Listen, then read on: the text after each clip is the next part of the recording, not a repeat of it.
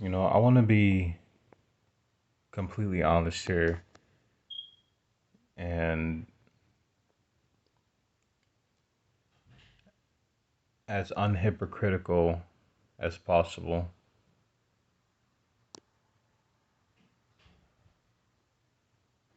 You know, a year ago when I left my family, it's like I'm thinking that I had all the answers, that I had all these supernatural experiences, that God's gonna get me through every battle, and I'm already prepared.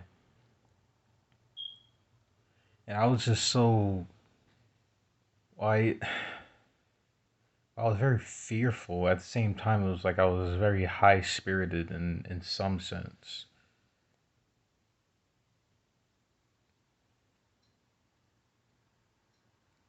But at the same time, it's like I kind of wanted to live my own life. I kind of wanted to do things my way, and I've always kind of been like that since my later teenage years, about 16, 17, 18. I've always wanted to rebel from religion, and it's like I still don't even really know what Christianity is all about. I read the Gospels. I look at a bunch of Christian videos. I compare Christianity to Islam, Islam to Christianity. But it's like even now, I still don't really understand what being Christian is about. And I'll admit, like, I'm not even really ready to handle like all the hard truths about Christianity. And I think I've heard most of them. It's just that I think there are a lot of things that are in Christianity that I'm not willing to accept. I think that's just a fact of the matter. Like, it may be true, but it's like, it's either very hard for me, it's either going to be very hard for me to accept, or something I'm not willing to accept. And it's like, when you're on the internet, it's like, people can say anything. They're not speaking to you in real life, so it's like, they don't really have that love or care. They're just speaking from their own personal experiences, their own biases. They don't really know what it's like to be you. And I don't think that's something that Jesus or Paul would do.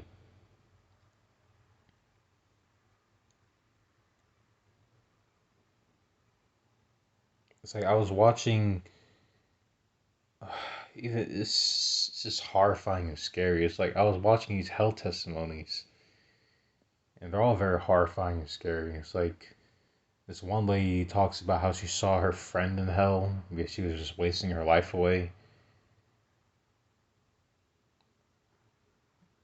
She saw another lady in hell, and this lady supposedly was a woman of God, but because she wore makeup and fake hair and even jewelry and pants, trousers, she went to hell because of that. It was considered worldliness. According to what God said to her, it was because of worldliness that she went to hell.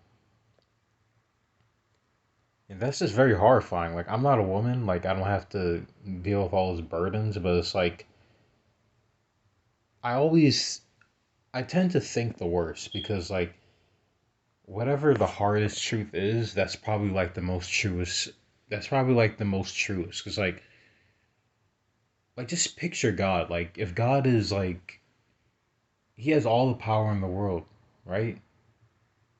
And he could cause us to die. He causes millions to die every day. I mean, he could do whatever he wants. It's like why wouldn't he put the hardest path for us to go in order to get his reward?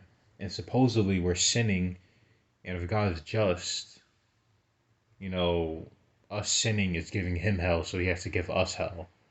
And he's like he's outside of this time and space, so it's like yeah, our punishment is infinite. It's really horrifying, and it's actually extremely easy for us to get to hell because you know not only do we have a nature that is inclined to sin, we also have demons influencing us. We have the world and other people and other cultures and just you know we have a lot of things that just nothing's really on our side.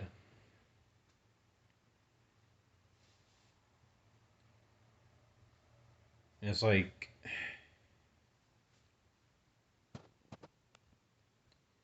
the thing about it is when I was a Muslim, it's like I always had a problem with following all these strict rules. Like Islam like prohibits drawing pictures of people and animals.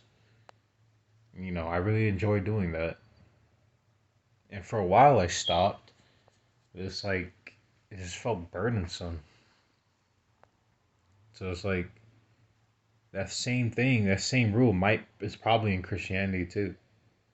I'm pretty sure it was in the old Judaic law and Ten Commandments. Might be the same thing with Christianity. It's like my point is like it's gonna be hard for me to go from a bad non-legalistic Muslim, a bad Muslim to a good Christian. It's like that's gonna take some drastic change.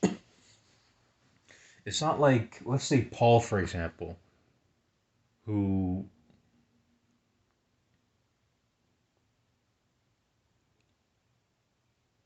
he was like a strict Jew. He was like a Pharisee, one of the high-ranking Jews. But he didn't understand Christianity. He hated Christians. He persecuted them, and then eventually he becomes like a radical Christian. I mean, there's there's a change, of course, but it's like it's not that much of a change. So it's like you know the point. It's like I find life very boring. Things that I guess God considers sin. I guess I have fun. I guess I have fun with it.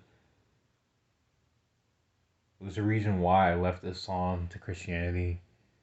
But I would say that the same thing is actually even more extreme in Christianity. So it's gonna take a lot of effort for me to be a good Christian. A lot of effort.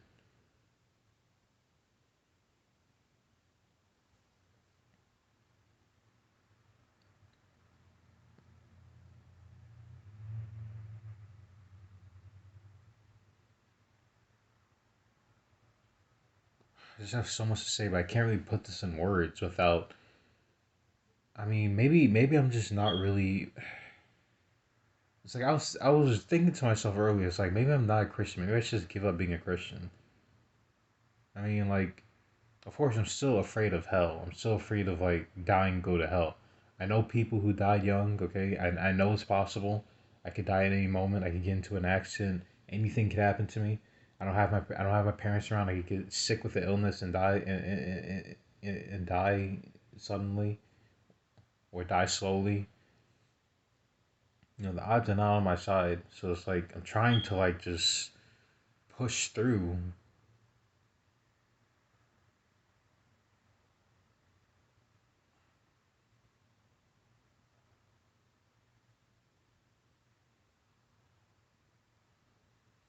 It's like, what do I do if I meet a girl that I like? Am I just gonna tell her, don't wear makeup or jewelry, you're gonna go to hell? It's like, well, I mean, first of all, I wouldn't want a woman that wears so much makeup anyway. It's like, it's like I gotta be the person that I hated. Like, yeah, I am a rebellious person. If you leave Islam, you're a rebellious person. It's simple. God hates rebels. The reason why God allowed Islam to rule so much is because like I don't know. I don't know God, but it's like he definitely has certain ways that you could like that you can follow. It's like God does love like authority and like you know being people who are just subject to someone. He loves subjection. I think that's why he says slaves obey your masters, stuff like that. So I think there's just like a natural law that God has in place where like the world is like yields to subjectors, or it, you know, it's hard for me to describe it, but the natural world is just like, the strong, you know, overtakes the weak.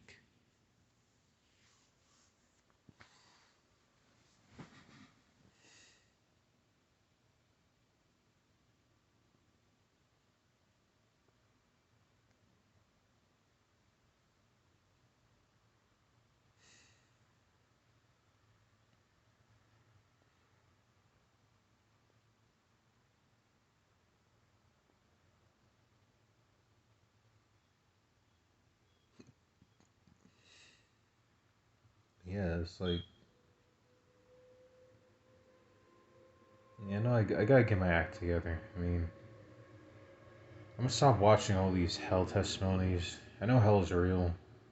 I believe hell is real. I guess I don't know. I haven't experienced it. I'm glad I haven't experienced it, but I do believe hell is real. I don't want to go there. I just wish there was another way I could understand Christianity besides just, if you do this, you're gonna go to hell. It's like, it just sounds like Islam all over again. And it's like, if Christianity is like that much similar to Islam, I'm I'm sh- I'm darn sure I'm not gonna make it. I mean, like, I mean, actually, no, I can't say it. The thing about Islam, like, I think what does attract people to Islam is like, Islam is dualistic. It's like, if you apostate, you are to be killed. But if you deny your faith to save your life, that's there's no punishment for that. So Islam is dualistic. Christianity isn't dualistic. It's either God has grace on you or He doesn't. Similar to Peter. Peter denied Jesus 3 times, but God had grace on him.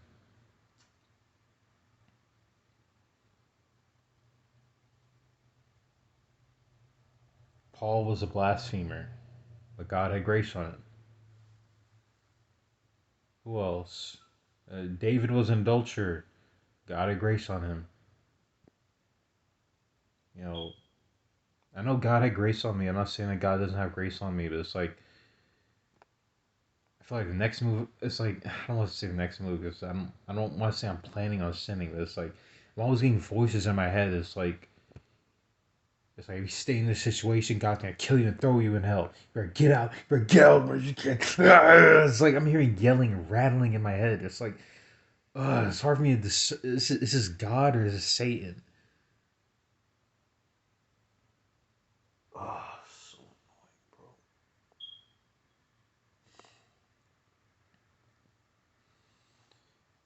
Anyway, that's all I have to share for now. God bless.